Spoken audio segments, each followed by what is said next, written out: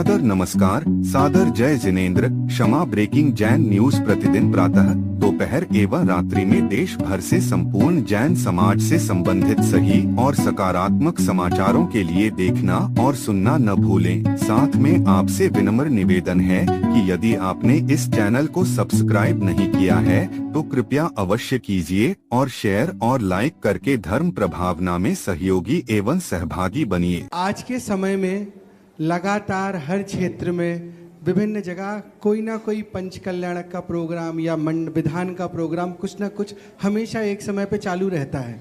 कोई भी ऐसा समय नहीं होता कहीं कोई धार्मिक अनुष्ठान ना हो रहा हो, और हम जैसे धर्मावलंबी पूरी समाज हम लोग बढ़ चढ़कर इसमें हिस्सा लेते हैं। बहुत दान बोलियाँ बोलते हैं।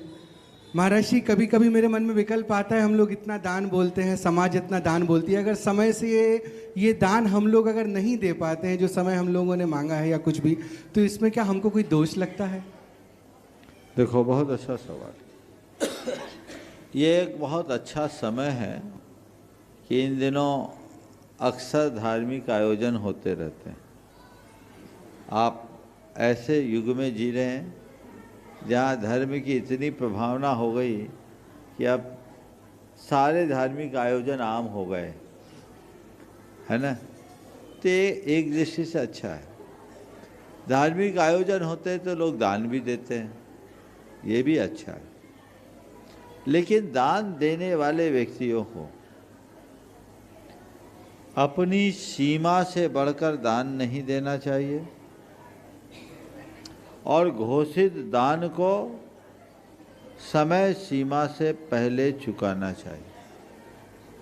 अगर आपने दान बोला किसी पुण्य के निमित्त से और उसमें अपना द्रव्य नहीं चुकाया तो आपका पुण्य तो जाता ही है, पाप और सिर चढ़ जाता है।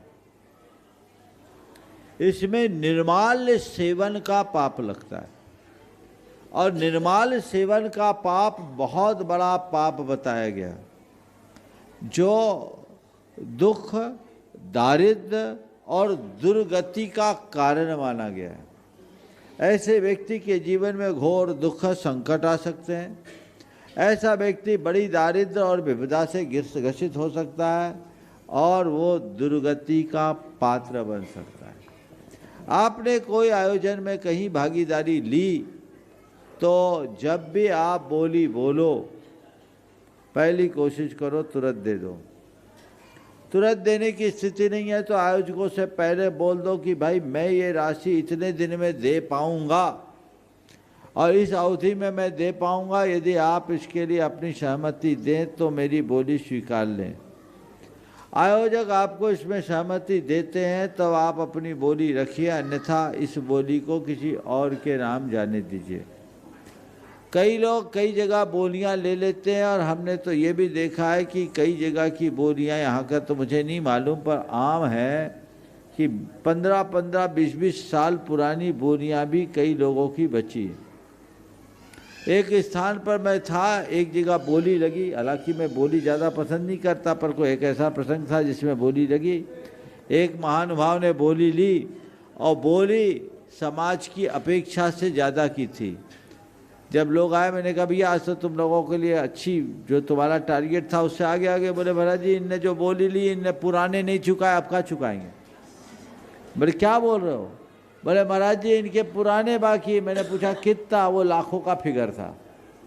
बोले महाराज जी इस आदमी की आदत है जब भी कोई मौका आता है बोली लेता है और बोली लेता चुकाता है नहीं। आदमी दबंग है तो कोई मांग नहीं पाता। अब बताओ, जब मैंने सुना तो मुझे बड़ा दुख हुआ कि देखो देखो बच्चों को देखो भाई, एक दो कोई बड़े लोग जाओ बच्चों को शांत करो। तो आपका बिजनेस चल रहा है, क्वेश्चन ये है कि आप चला रहे हो कि आपके एम्प्लॉयज से। आप अपने एम्प्लॉयज को 10 काम दे, उसमें 3। तो देखो, तो ये हमने कहा ये तो महान पाप। दूसरा ले रहा था उसको लेने नहीं दिया और खुद ले तो लिया और द्रव्य नहीं देगा तो महान पाप का भागी होगा। फिर मैंने उसको बुला करके समझाया कि भैया तुम अनर्थ कर रहे हो। तो ऐसा नहीं महाराज हम दे देंगे, हमने कभी मना थोड़ी किया, अभी जरूरत नहीं है समाज को तब दे देंगे। बोले दे देंगे, समाज को जरूरत नहीं, तेरी गारंटी तू कत्ता जिएगा, कल मर जाएगा तो कर्जा लेके जाएगा। जब लोक व्यवहार में भी हम किसी से कुछ देनदार होते तो समय पर चुकाना होता है, तो भगवान के दरबार में हम देनदार हैं तो उसे समय पर चुकाने में संकोच क्यों? तुम्हें पहला काम करना चाहिए कि अपना पुराना चुकाओ और जो नया बोला है वो तय समय पर चुकाने का संकल्प लो। मैंने उनको संकल्पित किया और समाज में नियम बनवा दिया, जिसकी पुरानी बोली ड्यू है उसकी नई बोली एक्सेप्ट नहीं की जाएगी। ये परंपरा होनी चाहिए। पुरानी बोलियां जिनकी ड्यू है, अगर उसकी नई बोली एक्सेप्ट करना बंद कर दो ना, समाज की व्यवस्था अच्छी बन जाएगी। अब आजकल क्या हो गया है कि बोली बढ़ाने को एक प्रभावना का रूप मान लिया गया। ये गलत परंपरा बढ़ गई। तुम 10 साल में दे देना, तुम्हें जब देने हो दे देना, तुम तो बोल दो। फिगर बढ़ना चाहिए। क्यों? अगले की क्षमता नहीं है, उस पर लाज क्यों रहे हो? कम ले लो, कम में काम चला लो। सोच बदलनी चाहिए। लेकिन पिछले 2 दशकों में मैंने एक बहुत बड़ा परिवर्तन देखा है। समाज में बोलियों का फिगर तो बढ़ा है, पर वो कागजों में रकम आती नहीं है जल्दी। सालों लग जाते हैं, आयोजकों की चप्पलें घिस जाती। और कई जगह तो मैंने ये भी देखा है कि पहले बोलियां बोल दी गई और बाद में सेटलमेंट हुआ। बताओ कितना बड़ा पाप है। बड़ी बड़ी बोलियां हो गई, पात्र बन गए, सब कुछ हो गया, बाद में सेटलमेंट हुआ। माने 1 रुपये की बोली 60 पैसे में सेटल हुई, कई जगह 50 पैसे में भी सेटल हुई, क्योंकि लेगाने वाले भी वही, चुकाने वाले भी वही कमेटी के मालिक आपस में बैठ के सेटल कर दिया। अरे भैया, इससे तो तेरे पुण्य में पूरा बट्टा लग जाएगा। तुझे जरूरत क्या थी उस तरह की बोली बोलने की? क्षमता नहीं थी तो बोली मत बोलो। अगर बोली बोली है तो जितनी उदारता से बोली बोलते हो उतनी तत्परता से चुकाने का भाव रखो, उतनी तत्परता से चुकाने का भाव रखो। मैं आप सबसे एक संदेश देना चाहता हूँ। इसकी शुरुआत अगर राहतगढ़ से हो तो बहुत अच्छा होगा। कोशिश करो। पंच कल्याणक के हवन के पहले नो ड्यूज सर्टिफिकेट, हमारी जो बोली है वो हम देंगे, और अगर नहीं संभव है तो पोस्ट डेटेड चेक दे देंगे। भैया रखे रहो। मैं एक जगह था, ऐसा ही एक पूरा सागर की बात है। इनके पिताजी चक्रवर्ती बने थे, विधान था, 1 रुपया बाकी नहीं था और कोई बोली नहीं लगी थी। सबके पैसे पर्चियों में आए थे, लिख के बोलियां लगी नहीं थी और पूरा पैसा आ गया। एक व्यक्ति का पैसा बाकी था, उसने मुझसे अनुमति ले ली थी और 3 महीने बाद उसकी एफडी वैलिड होने वाली थी, मैच्योर होने वाली थी। उनने एफडी लाके समर्पित कर दी कि 3 महीने बाद भुना लेना, ये हमारी एफडी निकलेगी, जो सरप्लस है वो हमको दे देना। कितना अच्छा आदर्श है। तुरंत दान महाकल्याण, ये परंपराएं होनी चाहिए। बड़ी बोलियां होती है, आप समय लीजिए। घोषणा करने वाले दिन में लीजिए कि हमें कितनी समयावधि में ये रुपया चुकाना है, उसकी किस्त बांध लीजिए। लेकिन उसमें एक चीज और जोड़िए, ये बोली मैं ले रहा हूं, मेरा कमिटमेंट कंडीशनल है। कैसा कंडीशनल? मेरी आज जैसी परिस्थिति रही और मैं इस दुनिया में रहा तो इस समयावधि में मैं ये राशि चुकाऊंगा। मेरी परिस्थिति अगर बिगड़ गई, भगवान न करे ऐसा हो, तो मेरा कोई कमिटमेंट नहीं है।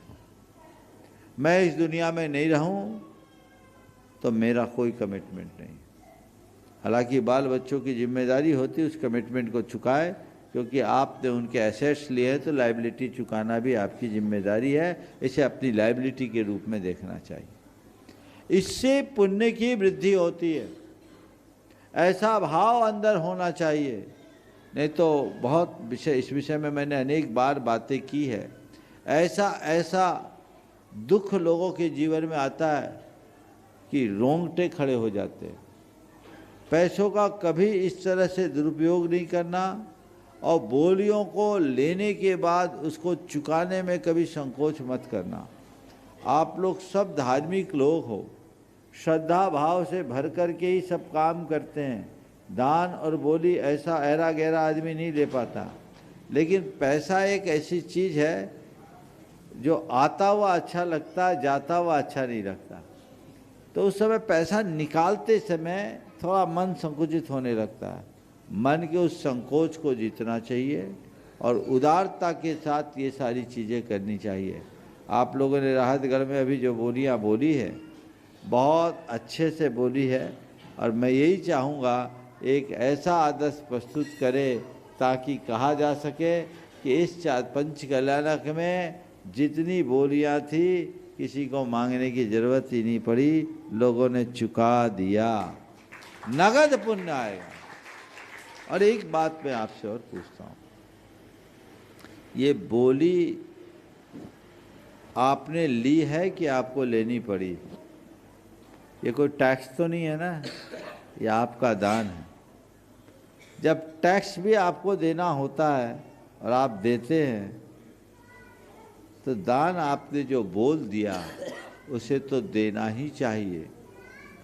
देव गुरु और धर्म के निमित्त संकल्पित द्रव्य देव द्रव्य कहलाता है। वो निर्माल्य की श्रेणी में आता है, उसका उपभोग कतई उचित नहीं है।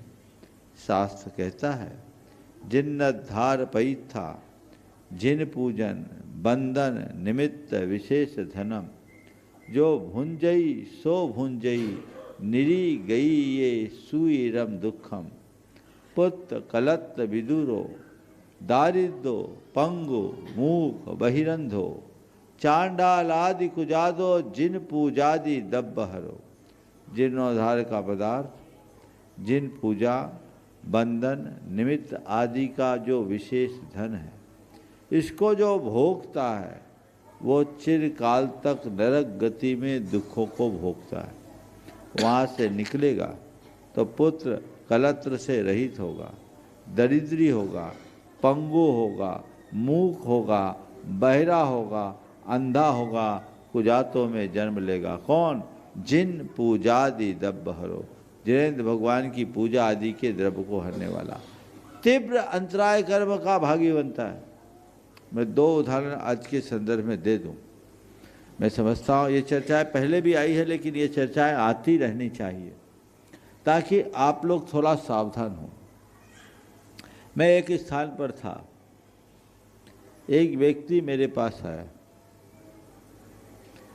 जिस व्यक्ति का एक ज़माने में 3-3 शोरूम था, अच्छे बड़े प्रतिष्ठान थे, सब कुछ ठप हो गया, कर्जदार बन गया। उसने मुझसे कहा, महाराज जी कल आपका हमने शंका समाधान सुना, उसी से प्रेरित होकर आपके पास आए।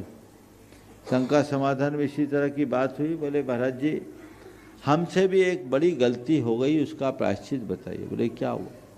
बोले मैं एक मंदिर का कोषाध्यक्ष था और कोषाध्यक्ष के काल में मेरे पास मंदिर के 15 लाख रुपए पड़े थे।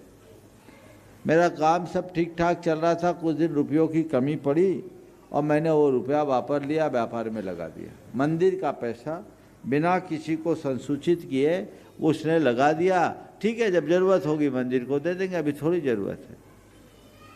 बोले महाराज जी मैंने वो रुपया लगाया और मेरा भाग्य उसी दिन से फूट गया, पूरा परिवर्तन आ गया। मेरे धीरे धीरे नुकसान पर नुकसान होना शुरू किए और ये स्थिति आई कि महाराज जी मेरी सारी प्रॉपर्टी बिक गई। ये पिछले 3 सालों का खेल है। जब अंधेरा आता है तो 10 दिशाओं से आता है, एक के बाद एक, एक के बाद एक, एक के बाद एक उसको नुकसान हुआ और चीज़ें खराब हो गई। अब महाराज जी जहाँ हाथ डालता हूँ वहाँ नुकसान होता है, मैं क्या करूँ? मैंने कहा भैया तुमने ये 15 लाख रुपए चुकाए कि नहीं चुकाए? बोले महाराज जो कुछ है ही नहीं व्यवस्था तो क्या करूँ? आज भी मंदिर के 15 लाख का देनदार हूँ और समाज में बदनामी भी मेरी हो गई कि ये मंदिर के 15 लाख रुपए लिए हैं, बदनामी हुई से हुई, और मेरी रेपुटेशन, मेरी चूँकि देनदारियाँ बढ़ गई तो वो भी ख़त्म हो। मैंने उनको कहा पहला काम करो कि तुम इस भगवान के अकाउंट को क्लियर करो। कितने साल से या रहा? बोले 3 साल। हम बोले तुम्हारे पास कोई प्रॉपर्टीज़ है? बोले महाराज जी है, 2 मेरे फ्लैट हैं। मैंने कहा एक फ्लैट बेचो। इस फ्लैट को बेचकर सबसे पहले पैसा मंदिर में चुकाओ ब्याज समेत, और प्रायश्चित स्वरूप एक सिद्धचक विधान करो, नमोकार का व्रत करो। मैंने उस पूरे परिवार को व्रत दिया। उनने मेरी बात का अनुकरण किया, फ्लैट बेचा, मंदिर का पैसा चुकाया। आप सुन करके हर्षित होंगे कि 2015 और आज 2025 पहले से सुदृढ़ स्थिति में आ गया, पहले से मजबूत स्थिति में आ गया। तो जीवन में कभी ऐसा कृत्य करना मत, और किया है तो उसे सुधारने में देर मत करना। कब कैसे कर्म का योग बन जाए कहा नहीं जा सकता। इसलिए इन बातों पर बहुत गंभीरता से विचार करना चाहिए। जो भी जिनकी भी देनदारियां हैं वो अपनी देनदारियों को देना अपनी जिम्मेदारी समझना चाहिए। कई जगह ऐसा होता है कि कोई बोलियां ले लेते हैं और कोई मांगने जाए तो कहे तुम खा के भग रहेगा, तुम आए क्यों हमारे पास मांगने के लिए। बिल्कुल किसी को मांगने जाना भी नहीं चाहिए। आपको बिना मांगे चुकाने का भाव रखना चाहिए, ये उत्तम है। मैंने बोला है मुझे देना, ये मेरे पुण्य लाभ का कारण है, इससे मेरा उद्धार होगा, ये मेरे जीवनोद्धार का आधार है, ये मनोभाव जगाओ तो बहुत ऊंचा आदर्श होगा, और तभी पुण्य बढ़ता है। दान से दरिद्रता नष्ट होती है, दान से दुर्गति नष्ट होती है। और इस तरह की कृपणता अनुदारता अपनाओगे तो बहुत ज़्यादा दारिद्र्य और दुख आता है, दुर्गति के पात्र बनना पड़ता है। इसलिए इन सब चीज़ों से बचना चाहिए। अच्छा भाव आप सबके हृदय में जगा है, एक अच्छा सहयोग बना है। मैं समझूंगा कि एक अच्छा आदर्श आप सब प्रस्तुत करेंगे। क्षमा breaking Jain news YouTube channel पर विज्ञापन देकर धर्म प्रभावना में बने सहभागी। विज्ञापन देने हेतु संपर्क कीजिए मोबाइल नंबर 9026900740 एवं समाचार एवं वीडियो भेजने हेतु व्हाट्सएप नंबर 9335236222। क्षमा breaking Jain news YouTube channel देखने के लिए आपको बहुत बहुत धन्यवाद। सादर प्रणाम, सादर जय जिनेंद्र।